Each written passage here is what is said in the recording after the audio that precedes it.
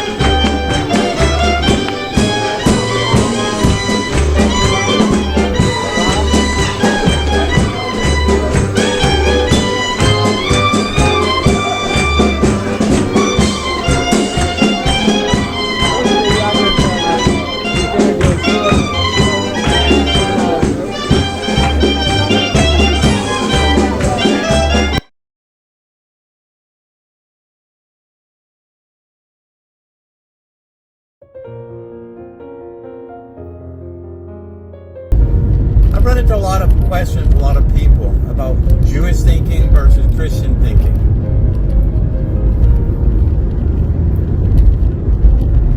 Do you know how a Torah is put together? Do you know how the Tanakh was canonized? Do you know why certain books are in the Catholic Bible and not in the Hebrew Tanakh, which is our Bible, essentially? First of all,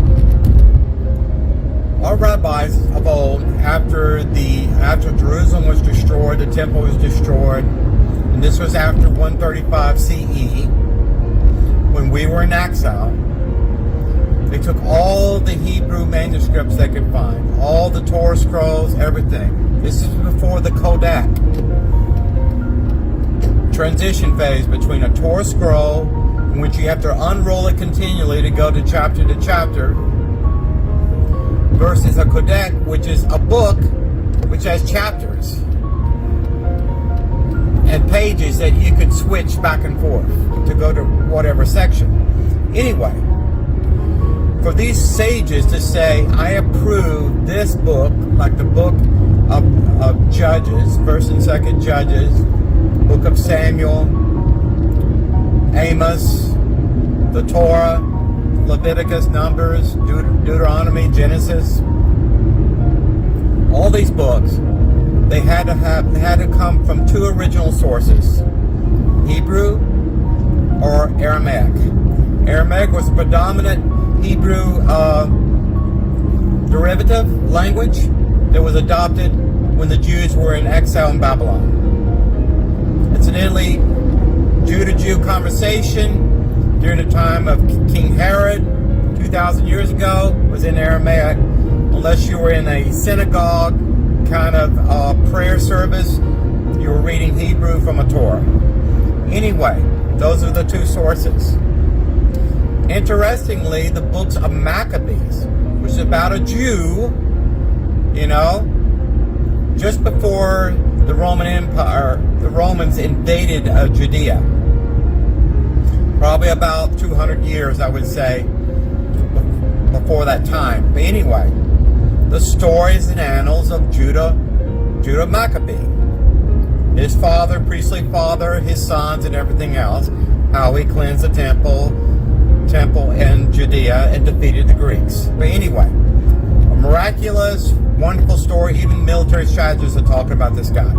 And he is becoming more popular every single Hanukkah, and he's currently, the whole story is talked about in yeshiva for young rabbinical students. Anyway, these are books, I think two of them, the books of Maccabee, they were not included in the Hebrew Bible or canon. Why? Because the original manuscript was in Greek. That's the only reason why at that time. Now, there's been regrets about that in the past, but anyway, what's done is done. When the canon was closed, it was closed. Nothing else was added or taken away. It's in a Catholic Bible. It's in apocryphals and other things of that nature. Writings of Josephus talks about it. You can get it as a separate book. Anyway, back to the Christian Bible. There's many different versions out there. King James Version is most popular. Then you have the New King James Version. Then you have the New International Version. You even have the Living Bible. You have probably 100 different versions of the Bible.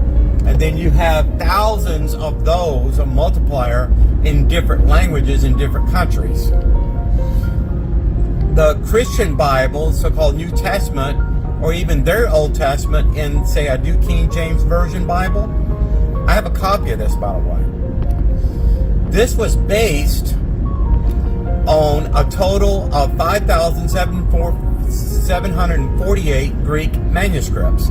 These are small variants, okay? The older the manuscript was presumably the most accurate manuscript, without errors, free from errors.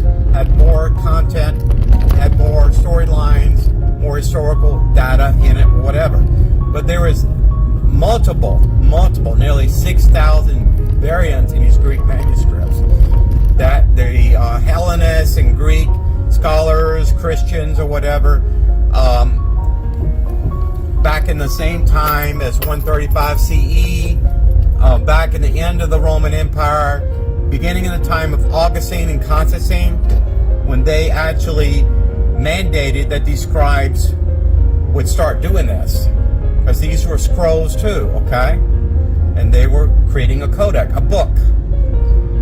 They had to pick and choose which ones they wanted to include. So this became one to many different codex of books. You see some problems here. Okay? They were translating or mistranslating either intentionally or unintentionally from the original Greek, Hebrew into something that could be easily understood, like the Latin, for instance. So the Latin was easily understood as the language of the time during that time. So Greek and Latin, whatever. So they pretty much translated all of this. Something I have learned fairly recently in Hebrew, and learning Hebrew and reading and talking, speaking Hebrew, writing Hebrew, you have to understand there's such a thing as called past perfect tense and future tense. Well, the tense, I've noticed in my research, my scholarly research, the tense can take a passage completely out of context. Something that was not meant to be prophecy for the future, like Isaiah 9:6, Isaiah 9:5-6. In Hebrew, was something occurred in the past, according to that author. When the Roman Catholic Church scribes changed that and translated that into their final version, they made it future tense. So it completely changes the context. Okay? Whether you believe in the Bible or not, and as a Jew, my context is the Jewish Bible. Whether you believe in a Bible or not, is regardless. If it's accurate, then you believe it. It's credible. If it's inaccurate, then you start doubting it. Did you know that Matthew, Mark, and Luke, and John, the Gospels, and by tradition, these individual disciples and apostles, Luke probably wrote Luke and wrote Acts, incidentally. Paul wrote the book of Romans, and so on. But the original author who codified that actually wrote these pages of information, these stories, are anomalous. Yes. Most of these Gospels, incidentally, were written after the temple era, after the temple was destroyed, or just before the temple was destroyed. The book of John, for instance, was written later than all the rest. And that was around 95 CE or 95 AD for you. that are Christians. This is very interesting. The reason why Jews have so many problems with the New Testament or Christianity in general is because when they reference sections in our Hebrew Bible, it's taken completely out of context. Because the words of Moshe, the words imparted to our prophets of old, were considered divine. The language of Hebrew is divine. So it raises an eyebrow and causes problems and confusion and arguments over who's telling the right truth and who's not.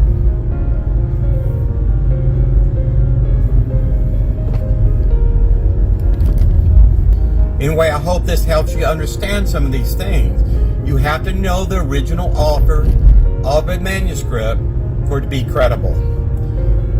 The rabbis and sages of old, when they canonized our Hebrew Bible, they knew or were very sure of the authors of those books.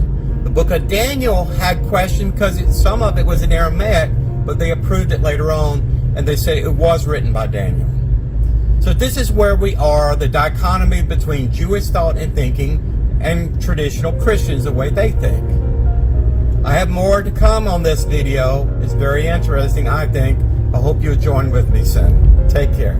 God bless.